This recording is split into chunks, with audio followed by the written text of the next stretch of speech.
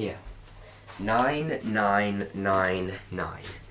These grades are what are considered the ultimate divine. Schools idolize such numbers, place the achievers on a pedestal.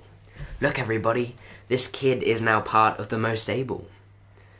Wait, I'm not most able. No, you see, that is just a label. I simply memorized 80 flashcards per chapter. Yes, there's a bit of intelligence there, but I was mostly an extractor of information.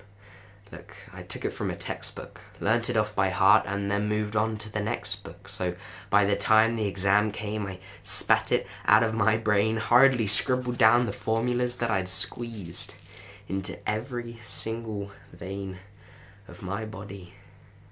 I had lost me. My creativity had dwindled. I was no longer an individual, but a machine. A robot programmed to not stop until I reached that 9. And I wish I didn't have to, because in an ideal world, education has nothing to do with memorization. Instead, education brings forth an individual's uniqueness, kindles the spark, and develops a genius. In fact, the very definition of genius means exceptional intelligence in a certain field. So why is it that this exceptional intelligence inside every single one of us is seldom revealed? And if it's already blooming, why does it get concealed? Look, I value my school. Otherwise, how would I read and write, solve problems and code, develop social skills, and learn the definition of a diode? Wait, I take the last one back. You see, that is where the problem lies. Teach us the basic school. We need that. But why is it that after that, we face exams and stress? Shouldn't we instead teach life skills, the idea of bills, and the process of investment? Shorten school days, give opportunity for more play, give the opportunity for each kid to discover their passion. Because, as Albert Einstein once said, I have no special talent. I am only passionately curious, and we are all no different. Here, I'll let you in on a little secret. 2 years ago, I sent an email to my school. It was stern and serious, and pretty much broke every single letter-writing rule that I was taught in English class. See, because they want to conform your abilities just so that you can get another tick in the box and pass. Creativity is not nurtured, but burned to fuel the structured system you are now part of. But I digress. I didn't just write the email to distress, but instead to express my recent thoughts of dropping out. I wrote, and I quote, I have read articles and conversed with people firsthand that know all about alternative education, homeschooling, and online school. As a matter of fact, I was considering to enroll myself on such a course. Homeschoolers flourish. They learn how they should be, fitting more learning in the same amount of time, making them knowledgeable and interested, not mechanical-like beings that recite from their highlighted textbook during the final exam, forgetting everything they learned once they have passed. We should teach for mastery and not test scores. I'm not trying to shame our school's method of education. I understand that our methods are compulsory around the nation. It can be good at times, and it often depends on the teacher. However, a child with an incredible talent for English may unfortunately perform poorly because of the environment they're learning in, or unnecessary pressure that inhibits their passion for writing. An incorrect label could be formed, and society is made of labels. I don't want to get a fake one. I was 14 when I wrote that, and shortly after I hit send, I was pulled into a chat. Being a shy and timid boy, I didn't say that much. The teacher asked me to stay and said, "Thanks for getting in touch." One of my friends, she got a 7 in math, yet she thinks that she didn't do enough, when back home her family was never academic, and her ability to solve math problems has made her whole family proud.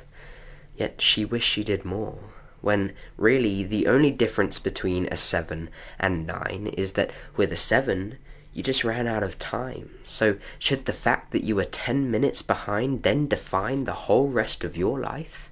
The A-levels you take, the degree you study, the job you choose versus the dream job you have to refuse?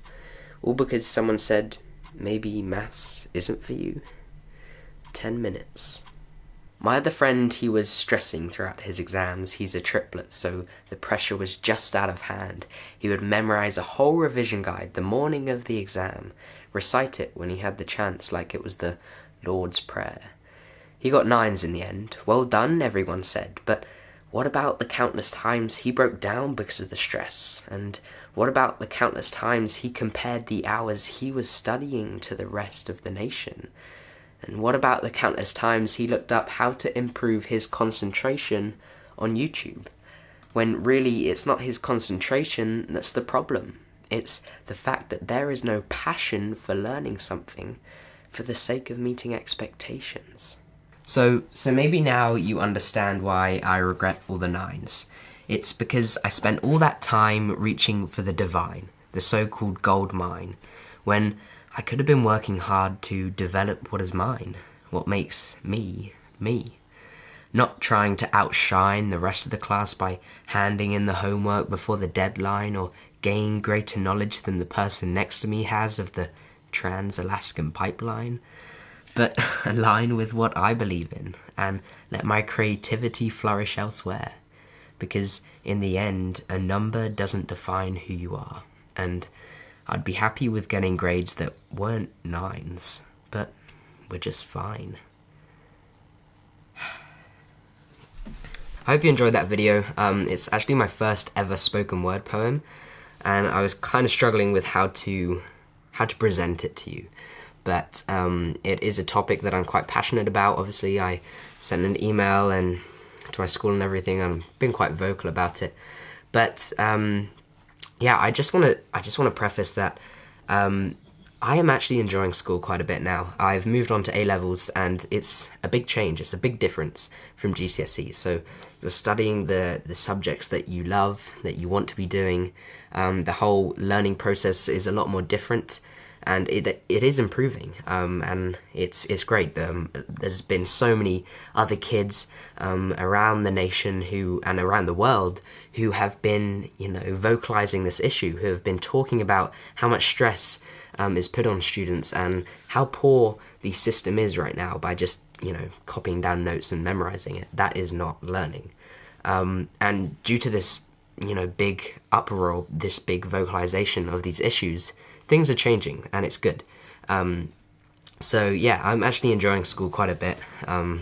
It's a fun experience, and I've realized that, I don't have to get an A star. I can, get the grades that I want to achieve and that I want to set for myself, and also work on things behind the scenes and, my own passions. So yeah, it's going well, and I'm not trying to bash the education system. I'm not trying to promote all the thousands and hundreds of kids. I'm not trying to promote the message that they should just quit school and not even bother and just not try and get any good grades and just go and do whatever they want. But instead, I'm just trying to promote the idea that a grade, a number, is not the most important thing in your life. It may feel like it is, but it really isn't. And yes, you should set high goals and you should go and achieve them and work hard for them. But, I think the best thing we can do is to promote change in the education system and try and tap into how we learn best and figure that out. And once we've figured out how we as an individual learn best, then we can,